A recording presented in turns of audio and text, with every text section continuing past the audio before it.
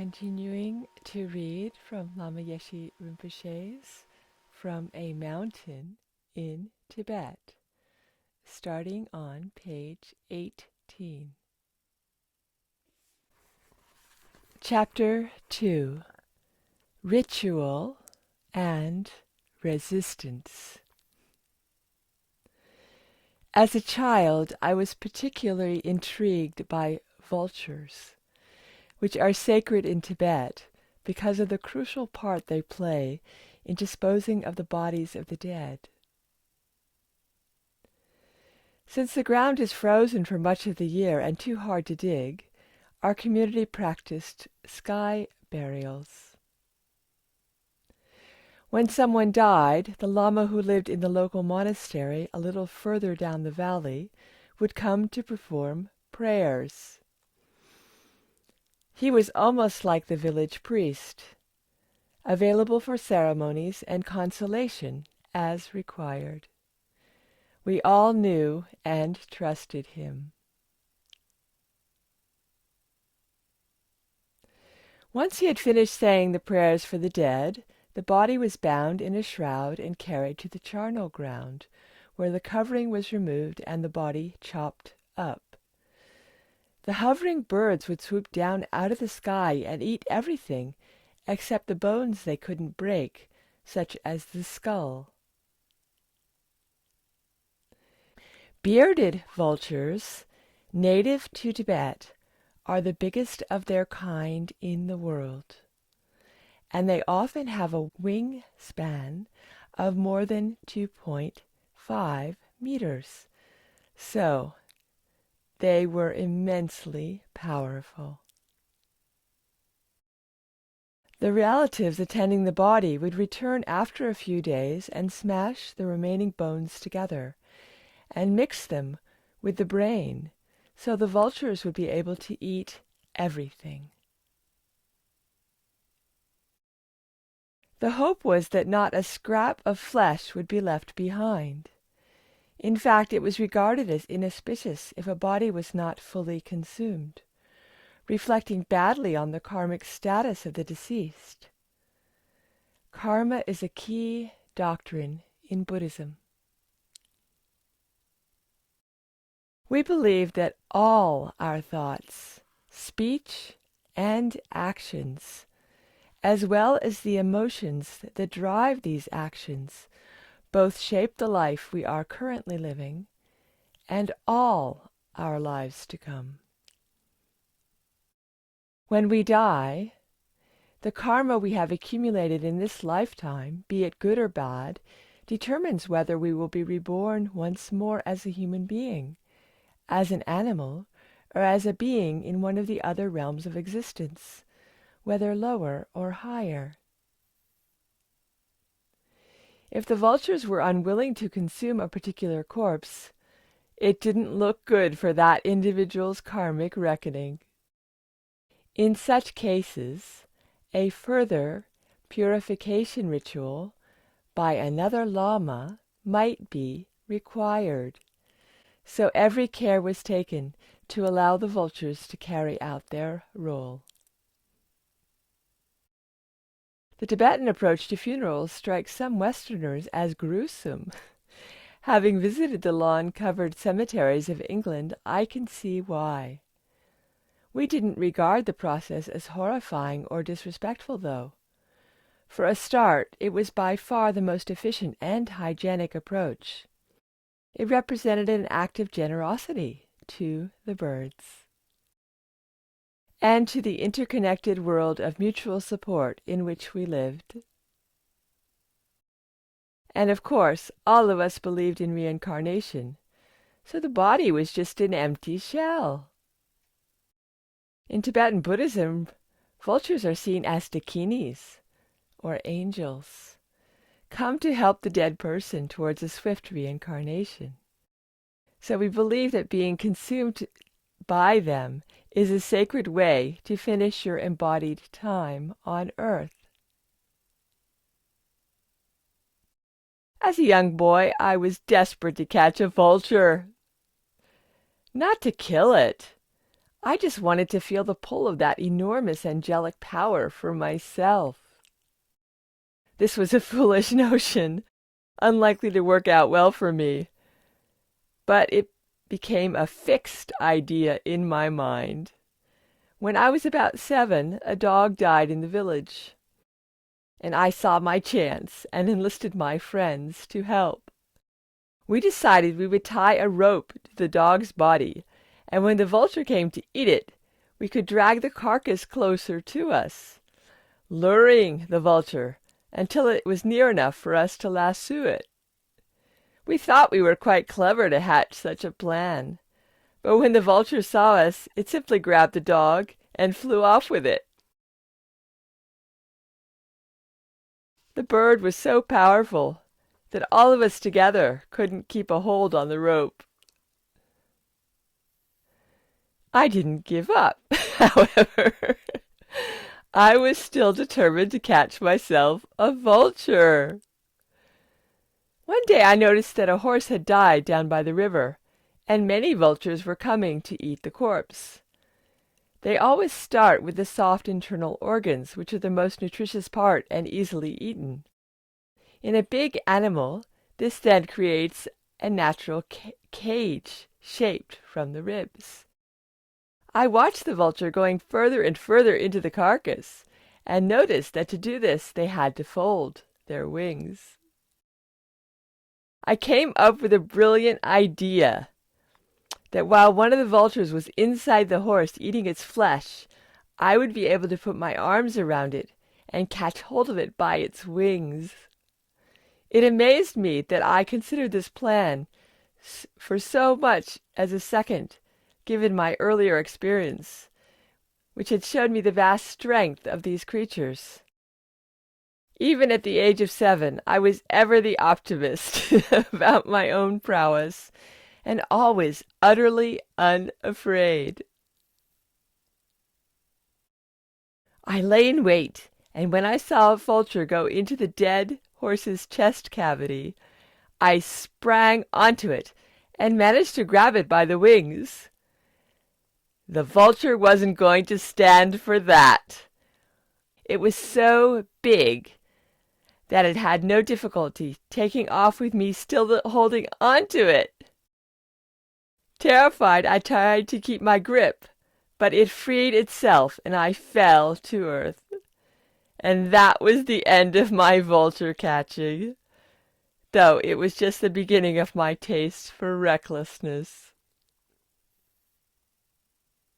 Om Mani Padme Hum. Om Mani Padme Hum. Om Tari Tari Turi Soha. Om Tari Tari Turi Soha. Om Benza Guru Pema Siddhi Hum. Om Benza Guru Pema Siddhi Hum. Today is Guru Rinpoche Day too. Yeah. That's beautiful. That's what I finished with it, yes. We're picking up where we left off in Lama Yeshe Rinpoche's book, From a Mountain in Tibet, starting on page 18. So, what would you like to say? Well, sky burial is a very concerning the conditions there where it's very cold and the ice is very frozen very deeply. Very difficult to dig, so it's the most reasonable thing you could you do is to feed it to the animal, feed them to the animals. But usually they take this corpse to the cemetery and leave it to the animals. But a story I was told when Sultan Jamsa was here, the Rinpoche came for the village and he with a big knife cut the body up himself and he fed the vultures and held some back because the old vultures weren't strong enough to fight for food. So all the stronger ones wired in. I'm sure they fought with one another too to get the biggest share, fairest share of the food. And the old ones, once they were fed, they went away. Then the Rinpoche fed the old ones. We kept the meat they held back. Oh. Aye, and I'm sure when the vultures are old, they go baldy. They lose their feathers. This was Sultan Jamsa Rinpoche. Aye, yeah. He had a lot of stories from Tibet. Aye, his students told the story. It was his stories told the story. Yes. It's a nice addition. Yeah, yeah, sky burials. Some of us, not always just vultures. I mean, I suppose there were jackals and other animals were hanging back waiting to get their share as well. And maybe foxes and wolves, they would wire in too. Yet in an environment where meat might be hard to come by. And if there were any leopards in the area, they would come as well. There may not be leopards in that area, but that's what would have happened. So it's a topic that you've heard before. Yeah. But we hadn't heard Lama Yeshe Rinpoche tell this story before, had we? No. So he saved something back for the book. That's right. To give us an extra interest. Yes. I didn't want us to know everything too much too soon. It's a beautiful story. Yes. It was a very clean way of doing it under the circumstances, But usually people would come and just leave the whole body there and let the animals get on with it. Not in the way I explained it. It doesn't sound like there was anybody else going down to the places where Lama Yeshe Rinpoche was seeing the dog or the horse, because he's not actually talking about a person that's died. Yeah. He's talking about what happened when he found animals. Yeah.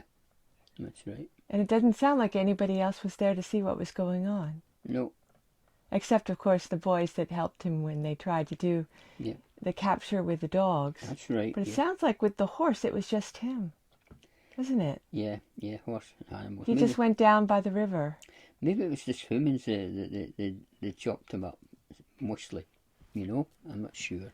I'm not sure about that. Maybe sometimes they give the whole body, but anyway, the story I got told with the Rinpoche came with his sharp knife and he garlicked them up, cut the lungs and the kidneys and the limbs and fed all the bits to the vultures. Yes.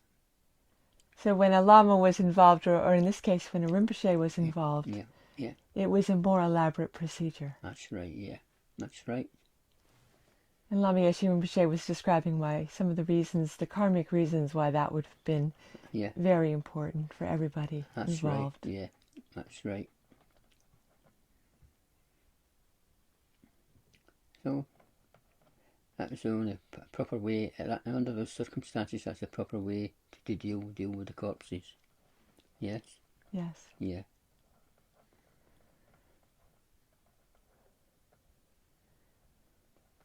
The vultures are a very majestic and amazing bird, aren't they? Yes. And I think it's quite natural, actually, for all of us to want to be close to that natural splendor and beauty and power. That's right. So we well understand why Lama Yeshe Rinpoche would have been going towards that. That's right. And people who are living in nature, and when we were in nature ourselves as children, we would want to go towards that and be part of that, not be separate from that. See, that's what the Cho practitioner would like to go there. That's an ideal place for the Cho practitioners. Yes. And the cemeteries. Yes. Yeah. So we want to form a bond or a link or feel the power. Yeah. Yes. With nature. Yes. And the animals speak to us in a very, very deep and powerful way. Yes. Yes. Maybe we are remembering when we were animals. Mm-hmm. There's a sense that there's something very familiar about the bird's way of being. Yeah. Flying. Yeah. Soaring above. Well, the birds have great freedom. They can go up there, fly in the sky. Think of the freedom they've got. That's it. Yes. So it's something that we all long for, actually, is a closeness to that magical and beautiful and powerful energy that is natural Yeah. and pure and Mhm. not domesticated in any way, which is That's right. wild. That's right. Yeah. And that's what Lama Yeshe Rinpoche, as a young boy, was reaching towards. Yes. And we all reach towards it, don't we? Yes. The box has been very powerful. The wings could break the bones in your body.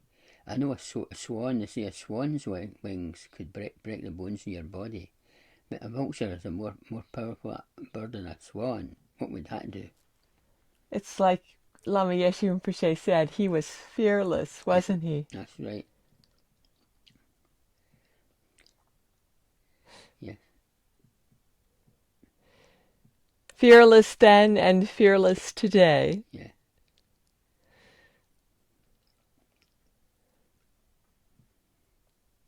Yes.